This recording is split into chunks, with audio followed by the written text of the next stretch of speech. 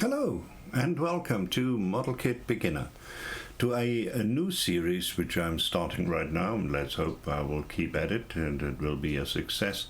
And this is about history of cars which not everybody might have heard of. And we start today with a Audi from 1912 to 1921. And the idea I got from this lovely book right over here, which I'll tell you more about in a minute.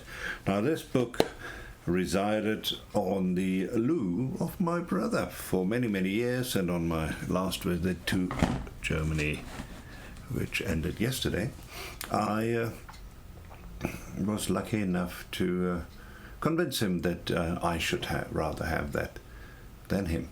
So here it is. It is my Oldtimer Herstellermodelle Technik, and we will have a look at the first car which we look at, which is a 1912 to 1921 Audi.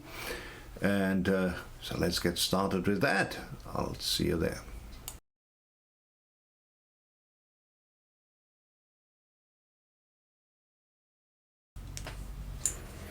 So here we are. There is a said book. It was published on the 1st of July 2013. The author is Reinhard Lintelmann. This book is still available on Amazon.de. It is in German only. So hence I'm in the position to give you a little bit of an English rundown of some of the beautiful cars which we find in here. And we start today with that Audi. Now, how came Audi about?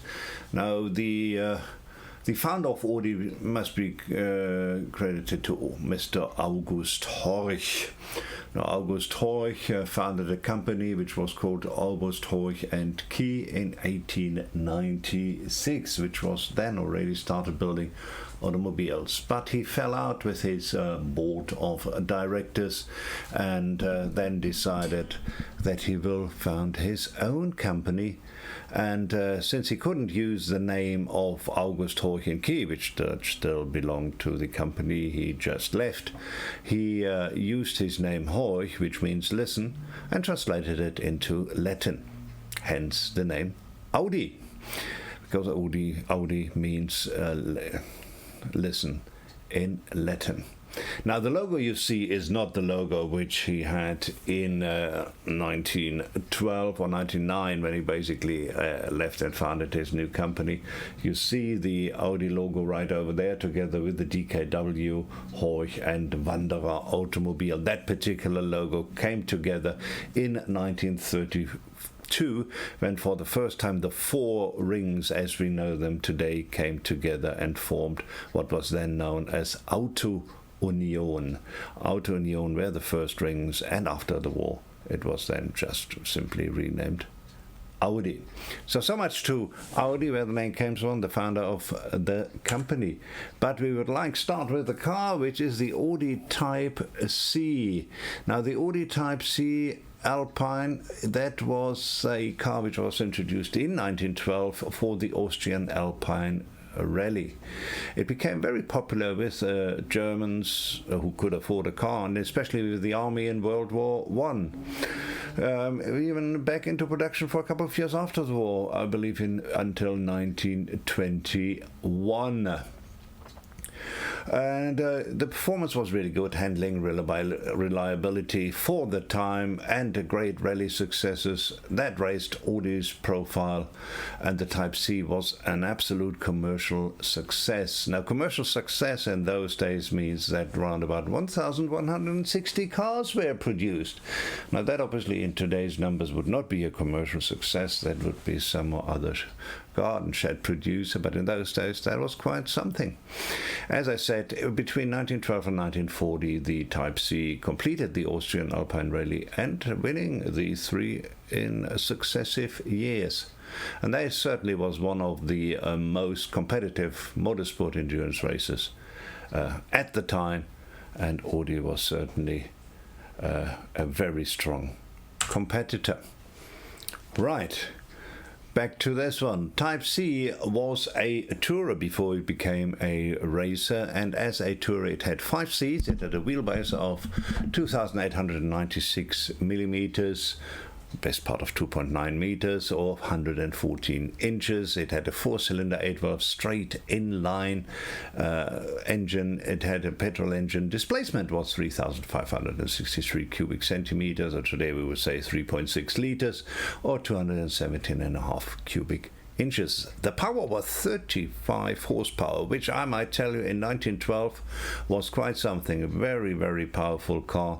In today's numbers it would be 25.1 kilowatt. It was a water-cooled and naturally aspirated engine, and it had a 4-gear manual gearbox with rear-wheel drive and rear-wheel brakes only, as was the case with all cars. If they had brakes at all, they had rear-wheel brakes. Now the tire size is 820 by 120, and the suspension is a semi-elliptic leaf springs, which was the normal suspension type which we had in those days. Coilover springs came in quite a bit later. Now, the winner of the 1930 Austrian Alpine Challenge, this is a photo which I found, was a Count Alexander Kolowrat Krakowski. What a name. And yes, that's how they drove around. They had a car full of people.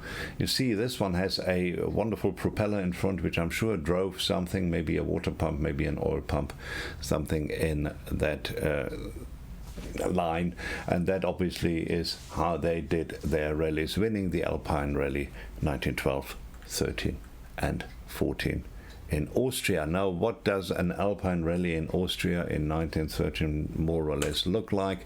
Well, here we have an action shot, unfortunately not with an Audi. If I have to guess, and I had a quick look around, it's probably a Rolls-Royce Silver Ghost, but if you think it's something else, I'm obviously here just guessing by this very grainy photograph. If you have a different idea, please do let me know, and obviously we will put the correction into the video description. Last but not least, a very nice live photo which was taken in the Deutsche Museum in Munich in 2007 by Martin Hans Wie. It is in the traffic section of the Deutsche Museum in Munich, where you still can find it today.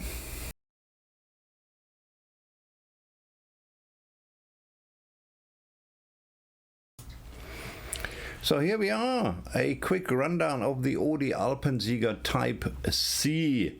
Fascinating car, very powerful car for the time, 35 horsepower. Gee, that thing rocked, and won the Alpine Rally in Austria 3 times in a row from 1912 up to 1914, until World War I obviously ended all these events. Lovely, lovely little car. Really, really would love to see it in action one more time, but I don't know if there's an active one at the moment. I am not aware of one. But thanks very much for popping in. Hope you enjoyed this little history injection into the channel.